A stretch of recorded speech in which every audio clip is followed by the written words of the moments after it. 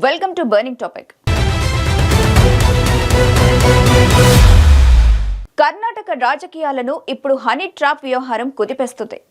Assembly సమావేశాల్లో ప్రతిపక్ష BJP నేతలు ఈ విషయాన్ని లేవనెత్తడంతో గందరగోళం నెలకొంది.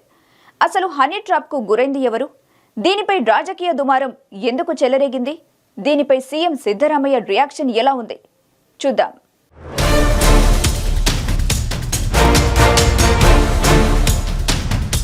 కర్ణాటకకు చెందిన రాజకీయ నేతలు హనీ ట్రాప్ లో చిక్కుకుపోయారని ఆ రాష్ట్ర సహకార శాఖ మంత్రి కేఎన్ రాజన్న ఇటీవల అసెంబ్లీలో చెప్పడం ఇప్పుడు దుమారంగా మారింది. దీనిపై కాంగ్రెస్ బీజేపీ మధ్య అసెంబ్లీలో మాటల యుద్ధం నడుస్తుంది. తనకు తెలిసినంత వరకు కనీసం 48 మంది బాధితులుగా ఉన్నారని మంత్రి రాజన్న చెప్పారు. సీడీలు, పెన్ డ్రైవ్లలో వారి అసభ్య వీడియోలు ఉన్నాయన్నారు. ఇది ఏ ఒక్క పార్టీకో పరిమితమైన విషయం కాదని, అధికార పక్షంతో పాటు విపక్షానికి చెందిన వారు ఈ బాధితుల్లో ఉన్నారని అన్నారు. అంతకు ముందు ఇదే అంశంపై మంత్రి సతీష్ జార్కిహోళీ కూడా స్పందించారు. ఒక మంత్రిపై 2 సార్లు హనీ ట్రాప్ యత్నం జరిగిన విషయం వాస్తవమేనన్నారు. ఇప్పుడు కర్ణాటక రాజకీయాలను ఇది కుదిపేస్తోంది.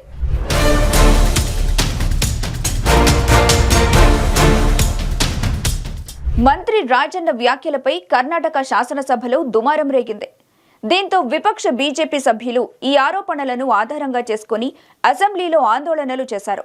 రాజన్న ఒక రాతపూర్వక ఫిర్యాదు దాఖలు చేస్తే ఉన్నత స్థాయి విచారణ జరిపిస్తామని హోంమంత్రి జి పరమేశ్వర ప్రకటించడంతో బీజేపీ సభ్యులు మరింత ఆగ్రహం చెందారు.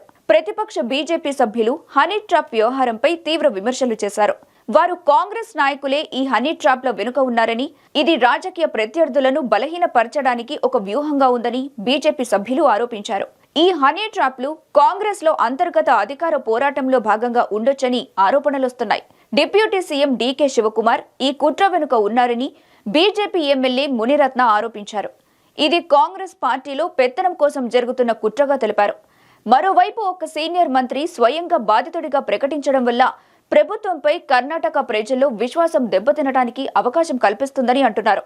ఇది విపక్షాలకు కాంగ్రెస్ ప్రభుత్వ బలహీనతలను ఎత్తిచూపే అవకాశంగా మారిందంటున్నారు.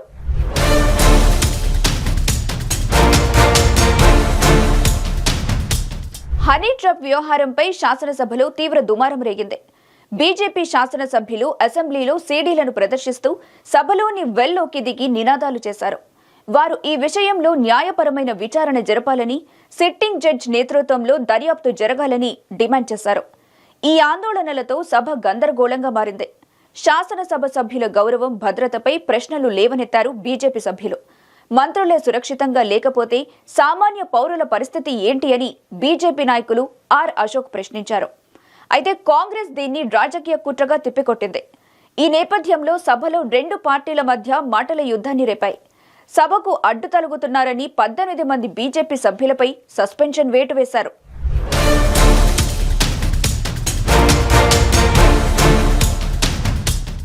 ఈ వివాదంపై కర్ణాటక అసెంబ్లీలో ముఖ్యమంత్రి సిద్ధరామయ్య స్పందించారు. ఈ హనీ ట్రాప్ విషయంలో ఎవ్వరినీ రక్షించే ప్రశ్నే లేదన్నారు. చట్టం ప్రకారం దోషులైన వారు శిక్ష పడాలన్నారు. రాజన్న ఫిర్యాదు దాఖలు చేస్తే ఉన్నత స్థాయి విచారణ జరిగేలా చూస్తామని, ఈ విషయంలో ప్రభుత్వం బాధ్యతాయుతంగా వ్యవహరిస్తుందని హామీ ఇచ్చారు. అయితే ఈ విషయాన్ని మళ్లీ లేవనెత్తడం అనవసరమని హోంమంత్రి ఇప్పటికే విచారణకు ఆదేశించారని ఆయన అన్నారు. బీజేపీ ఆందోళనలపై మండిపడ్డారు. దోషులను కనిపెట్టి శిక్షించడం తమ బాధ్యత అని స్పష్టం చేశారు సిద్ధరామయ్య.